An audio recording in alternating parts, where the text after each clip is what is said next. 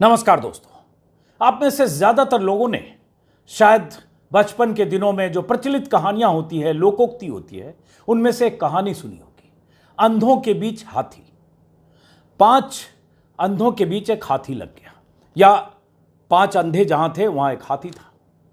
और उसके बाद उन 5 ने कैसे उस हाथी के अलग अलग अंग को छूकर हाथी की व्याख्या की, हाथी के बारे में आकलन लगाया। जिसने हाथी के पूंछ को पकड़ा उसने कहा ये रस्सी जैसी कोई चीज है। जिसने सूंड को पकड़ा उसने कहा ये सांप जैसा कुछ है। जिसने कान को छुआ उसने कहा ये सूप जैसा कुछ है। जिसने पेट को छुआ उसने कहा कुछ दीवार जैसा कुछ है। और जिसने हाथी के मोटे पैर को छुआ उसने कहा ये मोटे खंभे जैसा, ये पेड़ के तने जैसा कुछ है। लेकिन दरअसल कोई नहीं समझ पाया कि वो है क्या। वो जानवर है और विशाल जानवर है जो हाथी है, क्योंकि दृष्टि नहीं थी। आज की तारीख में यही स्थिति आज से ठीक 4 दिन बाद होने वाले संसद सत्र को लेकर है। आज 13 सितंबर है। 18 सितंबर को संसद का सत्र शुरू हो रहा है, विशेष सत्र जो अचानक बुलाया गया। 31 अगस्त जिसका ऐलान संसदीय कार्य मंत्री की तरफ से किया गया, वो भी ट्विटर पर चंद शब्दों में। आज 13 तारीख खत्म हो रहा है। 14, 15, 16, 17 बीच में 4 तारीख, 4 दिन बीच में बचते हैं और उसमें छुट्टियां भी है, वीकेंड भी है। और उसके बाद 18 से सत्र है। जरा सोचिए, किसी को पता नहीं कि 18 तारीख से जो सत्र है, जिसमें 1 दिन पुरानी संसद में विशेष सत्र चलने वाला है, 4 दिन नई संसद में सत्र चलने वाला है, उस सत्र का एजेंडा क्या है, क्यों सत्र बुलाया गया। विपक्ष चिट्ठियां लिख लिख कर तंग आ चुका, सवाल पूछकर तंग आ चुका, या सवाल पूछकर बेचैनी दिखा चुका, लेकिन सरकार ने कुछ बताया नहीं। लेकिन आज सरकार की तरफ से कुछ खबर आई है। उस खबर को बताने से पहले आपको बताऊं, हुआ ये कि कांग्रेस के जो वरिष्ठ नेता हैं जयराम रमेश, उन्होंने 2:16 पर एक ट्वीट किया और उस ट्वीट का जवाब 2:36 पर, उस ट्वीट का जवाब नहीं कहूंगा, 2:16 पर जयराम रमेश ने जो सवाल खड़े किए उसका जवाब 2:36 पर, यानी 20 मिनट बाद प्रहलाद जोशी जो संसदीय कार्य मंत्री हैं उनकी तरफ से आया। पहले सुनिए कि जयराम रमेश ने क्या पूछा और जरा सोचिए, देश की संसद, टैक्स पेयर के पैसों से बनने वाली संसद, लोकतंत्र का मंदिर, जहां से संसदीय परंपराओं का इतिहास रहा है, जहां विपक्ष को उतने ही अधिकार है जितने सत्ता पक्ष को, उस संसद में, पुरानी संसद में और नई संसद में सब कुछ तैयारी हो रही विशेष सत्र की, लेकिन विपक्ष को उसके बारे में कोई जानकारी नहीं दी गई है। अब जयराम रमेश ने आज जो लिखा ट्विटर पर 2:16 पर, जिसमें उन्होंने कहा संसद का 5 दिवसीय विशेष सत्र आज से 5 दिन बाद शुरू होगा। मैं 4 ही दिन कर रहा हूं, बीच में 4 ही दिन बचते हैं। सिर्फ एक व्यक्ति, शायद वो दूसरे को भी छोड़कर किसी को भी विशेष सत्र के एजेंडे के बारे में जानकारी नहीं है। जयराम रमेश ने अगर कहा कि सिर्फ एक व्यक्ति, तो वो प्रधानमंत्री मोदी हैं कि उन्हें छोड़कर किसी को जानकारी नहीं है। और दूसरे को अगर ब्रैकेट में लिखा है तो जाहिर है उनका इशारा अमित शाह की तरफ है, क्योंकि 2 व्यक्ति ही सरकार चलाते हैं, नरेंद्र मोदी प्रधानमंत्री और अमित शाह। माना जाता है कि मोदी कुछ भी करते हैं अमित शाह को पता होता है, लेकिन यहां जयराम रमेश का कहने का आशय यह है कि शायद उनको भी ना पता। मैं यकीन करता हूं कि अमित शाह को पता होगा। तीसरे को पता है या नहीं, स्पीकर को पता है नहीं है या नहीं, संसदीय कार्य मंत्री 31 अगस्त जब ट्वीट पर जानकारी दी तब उन्हें पता था या नहीं, इसके बारे में कोई नहीं बता सकता। जयराम रमेश ने जो लिखा है आगे सुनिए। पिछले प्रत्येक अवसर पर जब विशेष सत्र या विशेष बैठकें आयोजित की जाती थी तो कार्यसूची पहले से तय होती थी, पूर्व के ऐसे अवसरों की लिस्ट, और उन्होंने एक लिस्ट लगाई है कि 26 नवंबर 2019 में जब संविधान की 70वीं वर्षगांठ के उपलक्ष्य में सेंट्रल हॉल में विशेष बैठक हुई, 30 जून 2017 को जीएसटी लागू करने के लिए आधी रात को सेंट्रल हॉल में संयुक्त विशेष सत्र हुआ, 26-27 नवंबर 2015 को संविधान दिवस मनाने के लिए विशेष बैठक हुई, 13 मई 2012 को राज्यसभा लोकसभा की पहली बैठक 66वीं वर्षगांठ मनाने को लेकर हुई। ऐसा उन्होंने 8 वाक्य लिखा है। ये पहले लिख चुके हैं इसलिए बोलूंगा, रिपीट होगा। ये बार बार कहा जा रहा है, यहां तक कि सोनिया गांधी ने चिट्ठी भी लिखी थी प्रधानमंत्री मोदी को 6 सितंबर को कि आपने हमें बुला तो लिया है, हमें मतलब संसद का विशेष सत्र बुला तो लिया है, हम भी उसमें शामिल होंगे, लेकिन ना हमसे डिस्कस किया, ना हमें बताया, ना हमें एजेंडे का पता है। और उन्होंने 9 मुद्दे बता दिए थे कि हम चाहते हैं 9 मुद्दों पर चर्चा हो, जिसमें महंगाई, बेरोजगारी, अडानी मुद्दे पर जेपीसी से लेकर जाति जनगणना, चाइना की घुसपैठ, चीन की घुसपैठ और तमाम ऐसे मुद्दे, 9 मुद्दे उन्होंने, किसानों को एमएसपी, ये सब मुद्दे सोनिया गांधी ने लिखे थे। जवाब तब भी प्रहलाद जोशी ने दिया था और प्रहलाद जोशी ने उल्टे सोनिया गांधी पर आरोप लगाए। लेकिन अभी क्या हुआ कि 2:16 पर जयराम रमेश का यह ट्वीट और 2:36 पर प्रहलाद जोशी का ट्वीट, जो अब एक्स हो गया है। प्रहलाद जोशी ने सर्वसाधारण को सूचित किया एक्स पर चंद लाइनें लिखकर, जैसे उन्होंने पहले 31 अगस्त को सूचित किया था। माफ करें, शायद मैं 31 जुलाई बोल गया था। 31 अगस्त को जैसे सूचित किया था वैसे ही सूचित किया, ahead of parliament session from the 18th of this month, an all party floor leaders meeting has been convened on the 17th at 4:30 PM। मतलब कि पार्लियामेंट सत्र से पहले जो 18 से शुरू होना है, जो ऑल पार्टी मीटिंग 17 सितंबर को 4:30 बजे होगी। इन्विटेशन भेजा जा रहा है थ्रू मेल। ये उन्होंने प्रहलाद जोशी ने ट्वीट किया। मतलब 4 दिन जब बच गए तो ये ट्वीट किया, और उसके पहले जैसा कि मैंने कहा कि विपक्षी नेता लगातार सवाल पूछते रहे। तो अब यह जानकारी आई है कि 18 को सत्र है, 17 को प्रहलाद जोशी की सूचना या उन्होंने जो जानकारी दी उसके मुताबिक सर्वदलीय बैठक होगी। ये मानकर चलना चाहिए कि सर्वदलीय बैठक में सरकार सभी दलों को यह बताएगी कि विशेष सत्र बुलाने का मकसद क्या है। और इस बीच 31 अगस्त को जब ट्वीट किया था प्रहलाद जोशी ने, तब भी चंद शब्द लिखे थे विशेष सत्र के बारे में। तब से तमाम तरह के कयास वैसे ही लगाए जा रहे हैं जैसे मैंने अंधों के बीच हाथी का जिक्र किया। कोई कह रहा है इसमें इंडिया हटाने को लेकर बात हो सकती है कि देश का नाम सिर्फ भारत रहे। कोई कह रहा है जो चांद पर भारत पहुंचा है उसको लेकर कुछ प्रस्ताव हो सकते हैं। कोई कह रहा है महिला आरक्षण पर कुछ हो सकता है। कोई कह रहा है यूसीसी पर कुछ हो सकता है। कोई कह रहा है जम्मू को स्टेट का दर्जा देने को लेकर हो सकता है। तमाम तरह की, उसमें शुरू में एक सिगुफा ये भी आया था कि 1 नेशन 1 इलेक्शन पर हो सकता है कुछ, हालांकि वो इतना आसान नहीं है। तो ऐसी तमाम कयास या तमाम ऐसी अफवाहें या आकलन, उन सब के बीच ये इंतजार कि सरकार बताए कि सत्र क्यों बुलाया। अब ये जानकारी 17 को मिलेगी।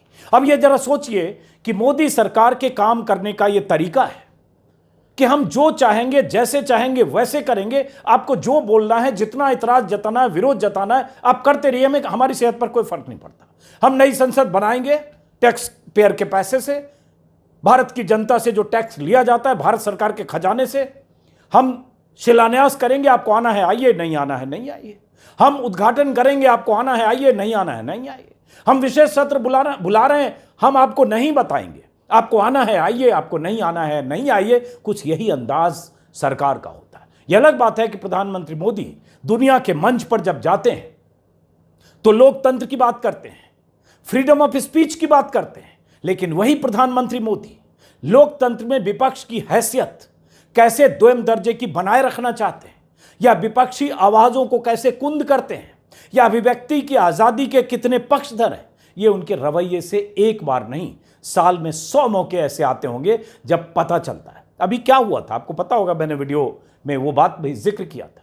जो बाइडेन, जो अमेरिकी प्रेसिडेंट है, वो जब भारत G20 के लिए आ रहे थे, वो चाहते थे कि भारत दौरे के दौरान जो उनके साथ, अमेरिकी प्रेसिडेंट के साथ जो परंपरागत तौर पर जो व्हाइट हाउस के रिपोर्टर आते हैं, उनसे वो संवाद करें, मीडिया के जो उनके साथ लोग आते हैं और अमेरिकी प्रेस से बात करें।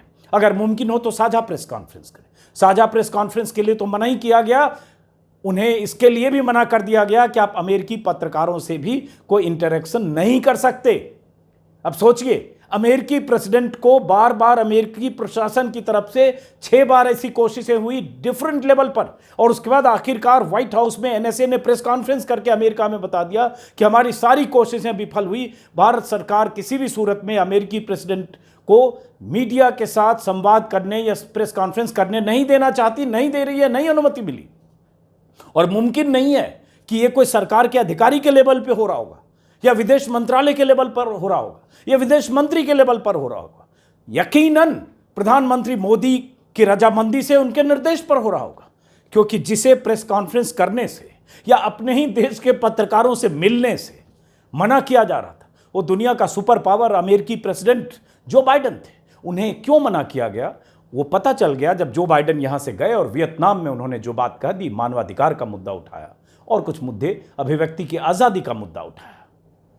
तो ये खतरा कहीं भारत सरकार को था, इसलिए भारत सरकार ने, प्रधानमंत्री मोदी ने उन्हें कोई ऐसा मौका देने से गुरेज किया। लेकिन सवाल वहां नहीं है। सवाल यह है कि देश में विपक्ष की हैसियत, विपक्ष की स्थिति, विपक्ष की अहमियत और लोकतंत्र में विपक्ष कितना जरूरी है, यह प्रधानमंत्री से बेहतर कोई नहीं समझ सकता है।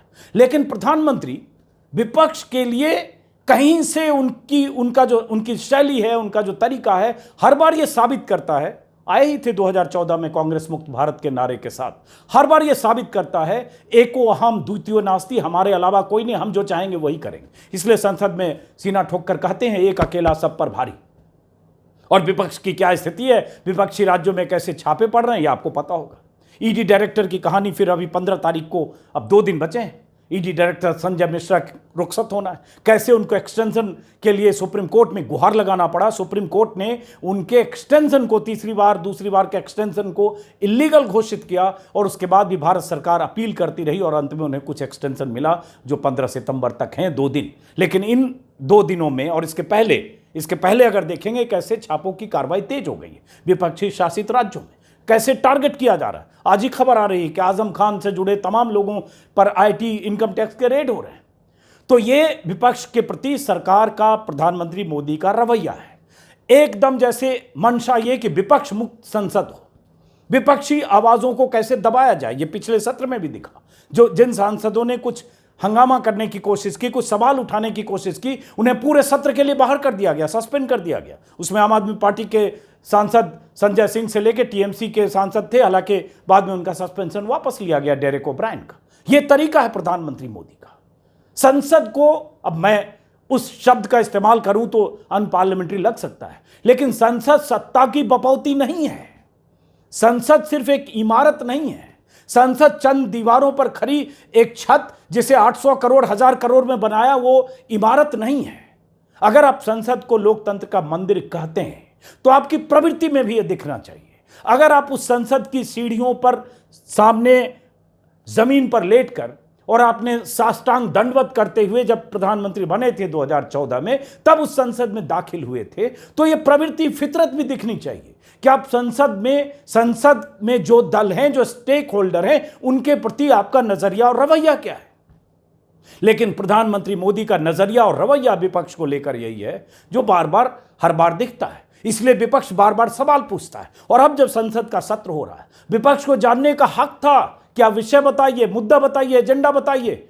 ऐसा लग रहा है जैसे विपक्ष को तैयारी न कर ले, विपक्ष को पता न चल जाए, इम्तिहान का कोई पर्चा न लीक हो जाए और विपक्ष उस पर पहले से कोई आपसी सहमति विपक्षी दलों में न बन जाए या असहमति न बन जाए। इसलिए सरकार ने छिपाना मंजूर किया। इंडिया को लेकर तो आप जानते ही, चूंकि घटक दलों का नाम इंडिया हो गया, इसलिए इंडिया मिटाने की मुहिम कैसे चली कि भारत का नाम सिर्फ भारत रहे, इंडिया नहीं रहे। जो कॉन्स्टिट्यूशन में लिखा है, संविधान में लिखा हुआ है, उस पर भी उन्हें एतराज था। है, अगर ये मान लें उस हिसाब से तो प्रेसिडेंट ऑफ भारत तो हो ही गई। तो इन सब चीज़ों के बीच संसद के सत्र की शुरुआत होगी। 17 तारीख को हम इंतजार करेंगे कि सर्वदलीय बैठक में सरकार क्या बताती है और क्या छिपाती है। और 18 से लेकर जो 22 तक तारीख है वो बहुत अहम है। जो खबर है उसके मुताबिक कि 18 तारीख को पहला दिन इसी सत्र में होगा, इसी संसद में होगा और उसके बाद पुरानी इमारत में, और 19 सितंबर को गणेश चतुर्थी पर नए भवन में स्थानांतरित होगी कार्रवाई। अब ये नए भवन में अगर कुछ करना है, कोई सरकारी जो बिल पेश होने सरकार की तरफ से या कुछ सरकार की मंशा है, उसको बताने में क्या दिक्कत है, शेयर करने में क्या दिक्कत है। लेकिन दिक्कत है क्योंकि ये माने बैठे हैं कि हम जो करेंगे, जैसे चाहेंगे वैसे करेंगे, हमारे पास बहुमत है, लोकसभा में है, राज्यसभा में नहीं है। तो फिर ऐसे बहुत सारे बिल हैं जिसको लेकर तमाम आशंकाएं हैं, जिसमें 1 इलेक्शन 1 नेशन भी है।